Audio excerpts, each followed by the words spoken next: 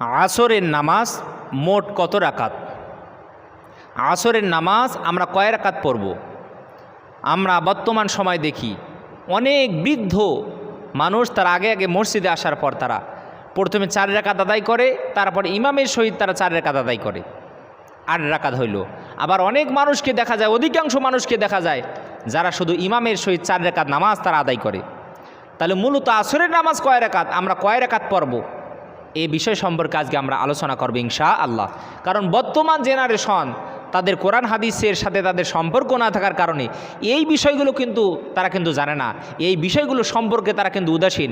এবং আমাদের ছেলেমেয়েরাও কিন্তু তারা জানে না যে আসরের নামাজ কয় রাকাত, আমরা কয় রাকাত পড়ব, এবং এই আসরের নামাজগুলো পড়ার নিয়মটা কি, কোন নিয়মে আমরা পড়ব, আজকে আমরা সে সম্পর্কে আলোচনা করব ইনশাআল্লাহ। আমার ভাইগণ বন্ধুগণ আমার, তো আসরের নামাজ হলো একটা গুরুত্বপূর্ণ নামাজ, একটা ফজিলতপূর্ণ নামাজ। এই নামাজের ব্যাপারে আল্লাহ তাআলা পবিত্র কোরআনুল কারীমে আয়াত নাজিল করেছেন। সূরাতুল বাকারার 238 নম্বর আয়াত আল্লাহ তাআলা নাজিল করেছেন, হাফিদু আলাস সালাওয়াত ওয়াস সালাতিল উস্তা, ও আমার বান্দারা তোমরা নামাজকে সংরক্ষণ করো, বিশেষ করে আসরের নামাজকে, মধ্যবর্তী সময়ের নামাজকে। এটা এজন্য মধ্যবর্তী নামাজ বলা হয় কারণ তার আগে দিনের বেলায় 2 রাকাত নামাজ রয়েছে এবং তারপরে রাতের বেলায় 2 ওয়াক্ত নামাজ রয়েছে। দিনের বেলায় যে 2 ওয়াক্ত নামাজ সেটা হলো ফজর এবং জোহর, আর এরপরে যে 2 ওয়াক্ত নামাজ সেটা হলো মাগরিব এবং ঈশা। আল্লাহু আকবার, আল্লাহু আকবার। এজন্য আল্লাহ তাআলা বললেন, হাফিদু আলাস সালাওয়াত ওয়াস সালাতিল উস্তা, তোমরা নামাজকে সংরক্ষণ করো, বিশেষ করে আসরের নামাজকে, মধ্যবর্তী সময়ের নামাজকে। কারণ এই নামাজটা এমন একটা নামাজ, এ সময়ে ফেরেশতাগণ আল্লাহ তাআলার কাছে চলে যায়। যে ফেরেশতাগণ আপনার দিনের বেলায় ডিউটিতে থাকে, এই ফেরেশতাগণ আসরের সময় আল্লাহ তাআলার কাছে চলে যায়। আল্লাহ তাআলা জিজ্ঞাসা করে, ও ফেরেশতাগণ তোমরা আমার বান্দারে কি অবস্থায় রেখে এসেছো?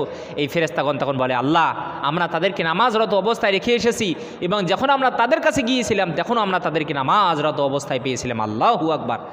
সম্মানিত ভাইগণ বন্ধুগণ আমার, তাহলে আসরের নামাজ কয় রাকাত? বিশ্বনবী সাল্লাল্লাহু আলাইহি ওয়াসাল্লাম তিনি কয় রাকাত আসরের নামাজ পড়তেন, আর আমরা কয় রাকাত পড়ি, আজকে আমরা সে সম্পর্কে আলোচনা করব ইনশাআল্লাহ। তো আসরের নামাজ হলো মোট 8 রাকাত। কয় রাকাত? 8 রাকাত। আবার বলতেছি, আসরের নামাজ মোট 8 রাকাত। প্রথমে 4, তারপরে 4, তাহলে 4 4 কত হলো? 8 রাকাত। প্রথমে 4, তারপরে 4, 8 রাকাত। প্রথমে যে 4 রাকাত, এই 4 রাকাত একাকী পড়তে হয়। যে 4 রাকাতের নাম হলো সুন্নতে গায়রে মুআক্কাদা বা সুন্নতে জায়েদা বলা হয় এই 4 রাকাতকে। অর্থাৎ 1 তাকবীরে তাহরিমায় 1 তাকবীরে 4 রাকাত নামাজ পড়তে হবে। কয় তাকবীরে? 1 তাকবীরে, অর্থাৎ 1 সালামে 4 রাকাত নামাজ পড়তে হবে। 2 রাকাত পরে একটা বৈঠক দিয়ে আবার তাশাহুদ পড়ার পর আবার আল্লাহু আকবার দাঁড়িয়ে, আল্লাহু আকবার বলে দাঁড়িয়ে আবার 2 রাকাত। তাহলে 2 2 4 রাকাত হওয়ার পরে বৈঠক করে আপনাকে সালাম ফিরাতে হবে। তাহলে এই 4 রাকাত নামাজের নাম হলো সুন্নতে গায়রে মুআক্কাদা। সুন্নত হলো মূলত আপনার 2 প্রকার। এক প্রকার সুন্নত হলো সুন্নতে মুআক্কাদা, যেটা পড়তেই হবে। এইরকম সুন্নত রয়েছে 5 ওয়াক্ত নামাজে 12 রাকাত, এইরকম সুন্নতে মুআক্কাদা রয়েছে যেগুলো না পড়লে একটা মানুষ গুনাহগার হবে, একটা মানুষ গুনাহগার হবে। বিশ্বনবী সাল্লাল্লাহু আলাইহি সাল্লাম কখনো ওই 12 রাকাত সুন্নত নামাজ ছেড়ে দেয় নাই, এবং সাহাবা কেরাম রিদওয়ানুল্লাহি আলাইহিম আজমাইন তারাও কখনো এই 12 রাকাত নামাজ ছেড়ে দেয় নাই। তাহলে এই 12 রাকাত নামাজ কোন কোন নামাজগুলো সুন্নতে মুআক্কাদা? জোহরের ফরজ নামাজের আগে 4 রাকাত সুন্নত, জোহরের ফরজ নামাজের পরে 2 রাকাত 6 রাকাত, এরপর মাগরিবের ফরজ নামাজের পরে 2 রাকাত 8 রাকাত, ইশার ফরজ নামাজের পরে 2 রাকাত 10 রাকাত, এবং ফজরের ফরজ নামাজের আগে 2 রাকাত। এই মোট 12 রাকাত সুন্নত নামাজ হলো সুন্নতে মুআক্কাদা। এই 12 রাকাত নামাজ বিশ্বনবী সাল্লাল্লাহু আলাইহি ওয়াসাল্লাম কখনো ছাড়েন নাই, সাহাবায়ে কেরাম কখনো ছাড়েন নাই, এজন্য আমাদের কখনো ছেড়ে দেওয়া যাবে না। এবং এই 12 রাকাত নামাজ হলো সুন্নতে মুআক্কাদা, অবশ্যই অবশ্যই পড়তে হবে। কিন্তু আসরের আগে যে 4 রাকাত সুন্নত নামাজ, এই 4 রাকাত সুন্নত নামাজ হলো সুন্নতে জায়েদা বা সুন্নতে গায়রে মুআক্কাদা। সুন্নতে জায়েদা বা গায়রে মুআক্কাদা ওই সুন্নতকে বলা হয় যেটা বিশ্বনবী সাল্লাল্লাহু আলাইহি ওয়াসাল্লাম সব সময় পড়েন নাই, সব সময় তিনি আদায় করেন নাই। তিনি যখন সময় পেতেন, সময় সুযোগ মতো তিনি এই 4 রাকাত সুন্নত নামাজ মাঝে মাঝে কী করতেন? আদায় করতেন। এবং ওলামায়ে কেরাম বলেন, যেহেতু বিশ্বনবী সাল্লাল্লাহু আলাইহি ওয়াসাল্লাম সব সময় প্রতিদিন এই 4 রাকাত সুন্নত নামাজ আদায় করতেন না, সাহাবায়ে কেরামও প্রতিদিন এই 4 রাকাত সুন্নত নামাজ আদায় করতেন না, এজন্য এই সুন্নত নামাজ প্রতিদিন আদায় না করা কি সুন্নত। সুবহানাল্লাহি বিহামদিহি। তাহলে এই আসরের আগে যে 4 রাকাত সুন্নত নামাজ, তবে এটা না পড়লে কোনো গুনাহ হবে না, তবে পড়লে অসংখ্য অগণিত সব বান্দাদেরকে দান করে দিবেন কে? আল্লাহ তাআলা। এই 4 রাকাত সুন্নত নামাজ পড়লে কী লাভ? হযরত আলী ইবনে আবি তালিব রাদিয়াল্লাহু তাআলা থেকে বর্ণিত, তিনি বলেন বিশ্বনবী সাল্লাল্লাহু আলাইহি সাল্লাম আসরের ফরজ নামাজের আগে তিনি 4 রাকাত সুন্নত নামাজ তিনি পড়তেন। আল্লাহু আকবার। এই হাদিসটা এসেছে তিরমিজি শরীফের 429 নম্বর হাদিস এবং সুনানি ইবনে মাজাহ শরীফের 1161 নম্বর হাদিস। তাহলে বিশ্বনবী সাল্লাল্লাহু আলাইহি সাল্লাম তিনি আসরের ফরজ নামাজের আগে তিনি 4 রাকাত সুন্নত পড়তেন। যে 4 রাকাত সুন্নত নামাজের নাম হলো সুন্নতে জায়েদা বা সুন্নতে গায়রে মুআক্কাদা। এই সুন্নত নামাজের এমন ফজিলত, হযরত ওমর ফারুক রাদিয়াল্লাহু তাআলা আনহু বললেন, আল্লাহর নবী বিশ্বনবী সাল্লাল্লাহু আলাইহি সাল্লাম বললেন, আল্লাহ তাআলা ওই ব্যক্তির উপরে রহম করুন যারা আসরের আগে 4 রাকাত সুন্নত নামাজ যারা আদায় করে, যারা আসরের ফরজ নামাজের আগে 4 রাকাত যারা সুন্নত নামাজ আদায় করে, আমার দয়ার নবী মায়ের নবী সাল্লাল্লাহু আলাইহি সাল্লাম তাদের জন্য আল্লাহ তাআলার কাছে রহমতের দোয়া চেয়েছেন। আল্লাহু আকবার। তাহলে এই 4 রাকাত সুন্নত নামাজ দেখেন কতটা গুরুত্বপূর্ণ।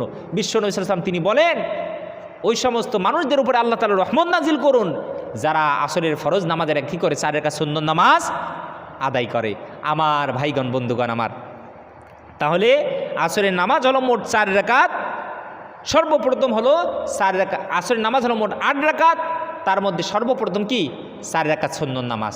তাহলে এই 4 রাকাত সুন্নত নামাজ আমরা কিভাবে পড়ব? আমরা নিয়ত করব, হে আল্লাহ, মনে মনে সংকল্প করব, হে আল্লাহ আমি আসরের 4 রাকাত সুন্নত নামাজ পড়তেছি। আল্লাহু আকবার।